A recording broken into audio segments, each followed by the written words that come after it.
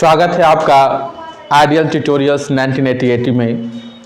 आज मैं नरेशन का पार्ट 2 लेके आया हूँ कि जब रिपोर्टिंग स्पीच रहेगा एसर्टिव सेंटेंस में, यानी वही एसर्टिव जिसमें पहले सब्जेक्ट, फिर वर्ब, फिर अदर वर्ड और अंत में फुल स्टॉप रहेगा। लेकिन जो रिपोर्टिंग वर्ब है वो पास्ट टेंस में रहेगा, सेड रहेगा।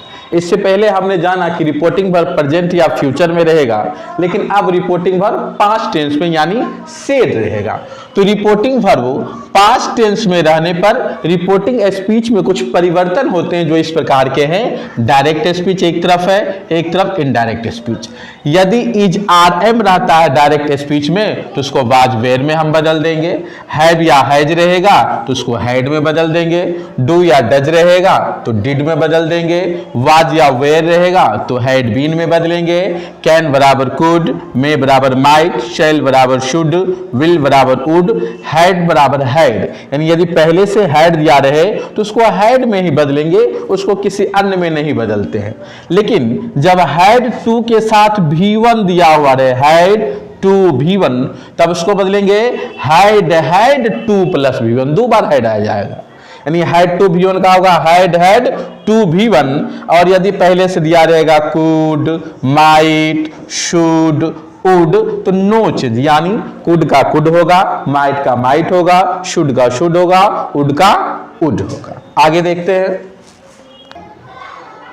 आगे है कि यदि सिंपल प्रेजेंट टेंस रहेगा डायरेक्ट स्पीच में, यानी V1 या V5 रहेगा तो इसको हम सिंपल पास्ट में बदल देंगे, V2 में बदल देंगे।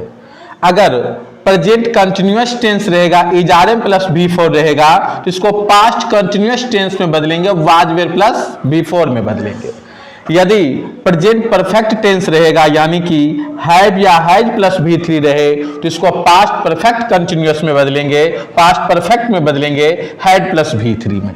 यदि प्रेजेंट परफेक्ट कंटिन्यूअस टेंस रहेगा, हैव या has plus been plus V4 तो इसको पास्ट परफेक्ट कंटिन्यूअस टेंस में यानी हैड बीन प्लस V4 में बदलेंगे। यानी सिंपल हम देख रहे हैं कि जो प्रेजेंट है, प्रेजेंट बराबर पास्ट, प्रेजेंट बराबर पास्ट, V1 या V5 को V2 में, is are am plus V4 को वाज वेयर प्लस V4 में, हैव हैज प्लस V3 को हैड प्लस V3 में, have has been plus V4 को हैड बीन V4 में। लेकिन यदि पहले से सिंपल प्रेजेंट टेंस में दिया हुआ रहेगा, यानी V2 दिया हुआ रहेगा, तब उसको पास्ट परफेक्ट में बदलेंगे, यानी हैड प्लस V3 में बदलेंगे। पहले से यदि पास्ट कंटिन्यूअस टेंस दिया हुआ रहेगा, वाज या वेयर प्लस V4, तब हम इसको बदलेंगे हैड बीन V4 में। लेकिन यदि पहले से रहेगा past perfect had plus V3 दिया हुआ तो नो चेंज, इसको नहीं बदलेंगे। और पहले से पास्ट परफेक्ट कंटिन्यूअस टेंस रहेगा, हैड बीन V4 रहेगा तो इसको भी नहीं बदलेंगे। यानी हैड V3 को नहीं बदलना है, हैड बीन V4 को नो चेंज करना है। हम कुछ एग्जांपल्स को देखते हैं। पहला है the boy said to the teacher we need your help. अब यदि हम इसको चेंज करते हैं तो दी बॉयज है तो लिखेंगे दी बॉयज, सेड टू है तो सेड टू को हम बदलेंगे टोल्ड में बदलेंगे। चूंकि जैसे ही पास्ट टेंस रहेगा तो पास्ट टेंस में जो सेड है, सेड को तो हम सेड ही छोड़ देंगे, लेकिन जो सेड के साथ टू जुटा हुआ रहेगा तो सेड टू को हम टोल्ड में, सेड टू को हम बदलेंगे टोल्ड में। और जो इन्वर्टेड कॉमा है, क्योंकि वो तो असर्टिव सेंटेंस ही है अभी भी, तो असर्टिव सेंटेंस में हम दैट में बदलते हैं। सेड को सेड में ही छोड़ देंगे, सेड टू का टोल्ड हो जाएगा और इन्वर्टेड कॉमा बराबर दैट। तो हमने सेड टू को टोल्ड लिखा, दी टीचर है तो लिख रहे हैं दी टीचर, इन्वर्टेड कॉमा है तो दैट। अब देखते हैं जो वी है ये फर्स्ट पर्सन है, ये बदलेगा सब्जेक्ट के अनुसार। सब्जेक्ट है दी बॉयज, दी बॉयज है प्लूरल यानी दे, तो वी तो सब्जेक्टिव केस है तो दे भी हो गया सब्जेक्टिव केस। अब आते हैं नीड, नीड V1 है, V1 या V5 बराबर V2, यानी नीड को हम बदलेंगे V2 में, नीडेड में। और योर सेकेंड पर्सन ऑब्जेक्ट के अनुसार, ऑब्जेक्ट है दी टीचर, टीचर तो कॉमन जेंडर, इसके लिए ही भी मान सकते हैं, सी भी मान सकते हैं। यदि हम ही मानते हैं तो योर एडजेक्टिव है और यू का एडजेक्टिव हो जाएगा ही का। ही अगर मानेंगे तो ही का एडजेक्टिव हो जाएगा हिज। हेल्प है तो हेल्प। यदि हम इसको फेमिनिन मान लेते हैं, सी मानते हैं, तो जो हम हिज लिखे हिज हेल्प, इसके बदले हम लिख देंगे हर हेल्प। ऐसा भी हम इसको बना सकते हैं, हिज हेल्प या हर हेल्प। दूसरा है Ram said to Gita I am not going to help you. अब राम है तो लिखेंगे राम, और सेड टू है तो लिखेंगे टोल्ड, गीता है तो लिखेंगे गीता, इन्वर्टेड कॉमा है तो लिखेंगे डाइट।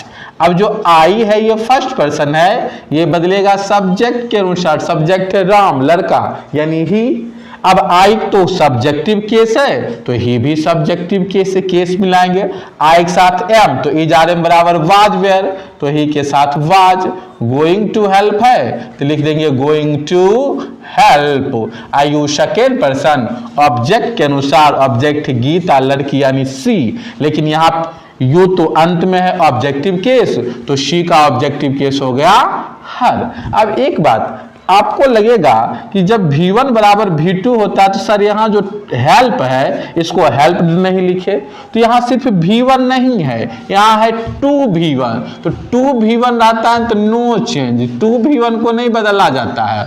V1 रहेगा तब V2, V1 रहेगा तब V2 में बदलेंगे, लेकिन जब 2 प्लस V1 रहेगा तो 2 प्लस V1 ही रहेगा, इसलिए यहाँ पे 2 हेल्प ही रहेगा।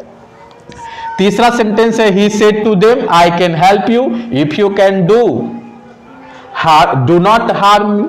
सेंटेंस कितना भी बड़ा रहे रिपोर्टिंग स्पीच, उसमें कोई डरने की बात नहीं है, क्योंकि बस रूल अप्लाई होगा सन बटे 123। सेंटेंस कितना भी बड़ा क्यों ना हो, तो ही है तो लिखेंगे ही, सेड टू है तो लिखेंगे टोल्ड, देम है तो लिखेंगे देम, इन्वर्टेड कॉमा है तो दैट, आई है फर्स्ट पर्सन, ये बदलेगा सब्जेक्ट के अनुसार, सब्जेक्ट है ही। केस देखेंगे आई भी सब्जेक्टिव केस, ही भी सब्जेक्टिव केस, तो ही।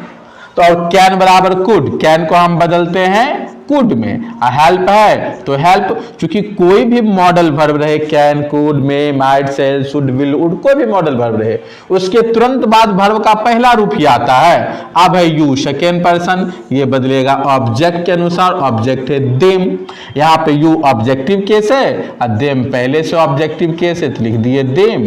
इफ है तो इफ, यू है सेकेंड पर्सन ऑब्जेक्ट के अनुसार, यहाँ है देम, लेकिन यहाँ पे यू सब्जेक्टिव केस है, चूंकि देखो वर्ब से पहले है यू, तो हम देम का सब्जेक्टिव केस लिखेंगे, देम का सब्जेक्टिव केस होगा दे। डू डज बराबर डिड, नॉट है तो नॉट, हार्म है तो हार्म।